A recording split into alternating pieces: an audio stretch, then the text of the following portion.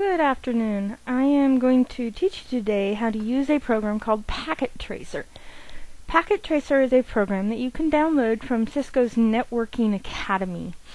The wonderful thing about it is that there are many things that you can do to trace your network and look at the network, but they require you knowing certain commands for each separate operating system.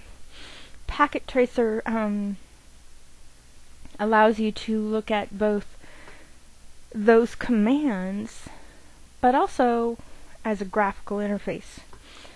So, we're going to create a model today of a simple Ethernet network with two hosts, which would be our PCs and a hub. And then we're going to look at the traffic as it flows over it. So the first thing you're going to do is you're going to come down here to the bottom of the page. And here are the variety of items that you could create a packet with. Okay, you start with the router, then switches and hubs. And we are going to use a hub today. Here's the end user devices. Here's a desktop, here's a laptop, server, printer, the whole bit. We just want two very generic desktops. So here's our network. Now we have to set up the connections or configure it.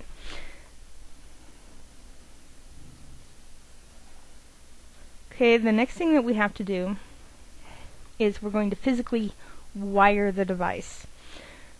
If you click on the wiring here, the connections, there are a variety.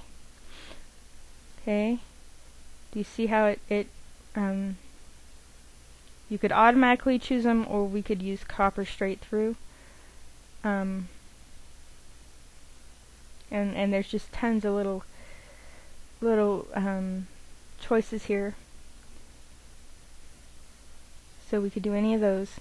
We want copper straight through. So you're going to click on the item, which is the PC. We want a fast Ethernet device. And since it's PCO, we'll do port PCO. So we want straight through again. Fast Ethernet. And we're going to come to the hub and we'll put it on hub 1. The green dots means that it is connected. Okay, now we're going to configure. Okay, when you come to the screen, PCO, you double click on the PC and you can see all sorts of things. This is something that we really aren't going to use much this term, but you see there's a large variety of things you can do here. But we're going to go into configuration. So we are going to change its name just to show that we can do this. And this is in the global settings of the interface. See, if I click the interface, if I come up here to global, it'll, sorry, it's the global settings. So we'll go back, dash, erase, dash A. So we've got PCA. On this screen, we are not going to change anything, but then we're going to click to fast Ethernet.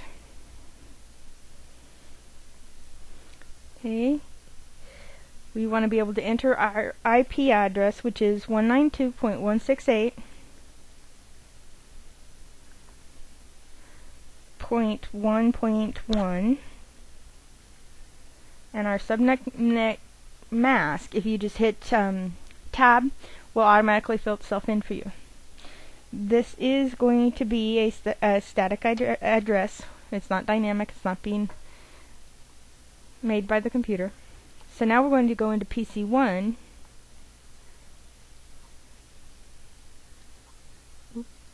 Going to go config. We are going to change the name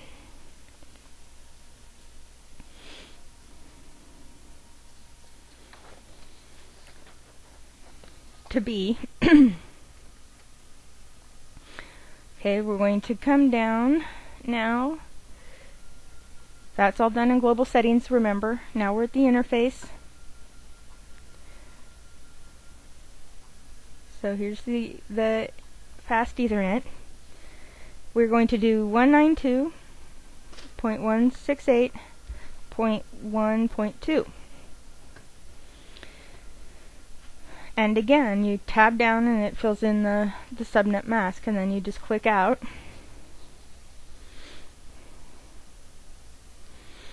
Okay, you could come in and do some configuration on the hub, but for this exercise we're not going to do that. This is all set up in real time. If you click to switch to the simulation button, which has the little stopwatch here, you can do a bunch of things that will actually allow you to see what's going on. We are going to click the event list, which if you didn't close it the last time you used Packet Tracer, it should still be up. Now we're going to edit the filters, and we're going to erase everything that was there by unclicking the show all. Okay, reason being is that takes more time, and we really don't. We're just wanting to learn the basics here.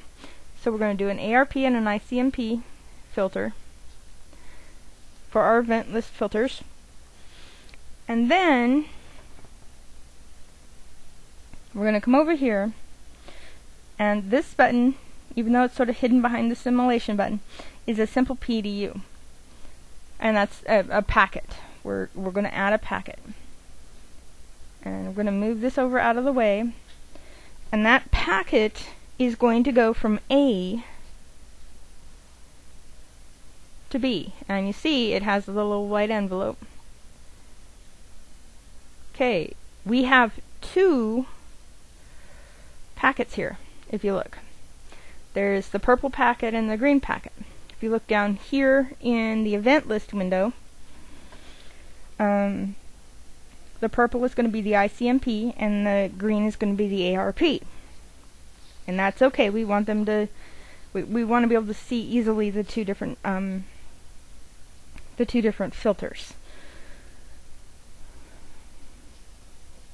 Okay, the next thing we're going to do is we're going to autoplay, or you can do it here on this window. And I'm actually going to close the simulation. Well, I'll just hide the simulation pattern over here, because I want you to be able to actually see this. So you're going to in here, I need to tell you one more thing. See this little scroll bar? That's how fast the packets are going to run, and we're going to make it a little bit faster than what it is. Okay, so we're going to auto capture. So there goes the green one. ARP went through, and it's showing you the path. Went from PCA to the hub to PCB, back through the hub. Okay, ICMP starts, and the little green button says it went successfully. So we went successfully on this. Now this will keep going until the buffer is full, and it'll say, okay, wait a minute, I got too much memory here, and it'll have a fit. Okay, so we are going to reset the simulation button, and you see that it has gotten rid of everything, but there's something different. The green envelope, the ARP, has disappeared, and now there's only the ICMP. It's not necessary. ARP is not necessary for the ping command, because the PCA already has a MAC address. You have to run the ARP the first time so that there's a MAC address entered into the ARP table.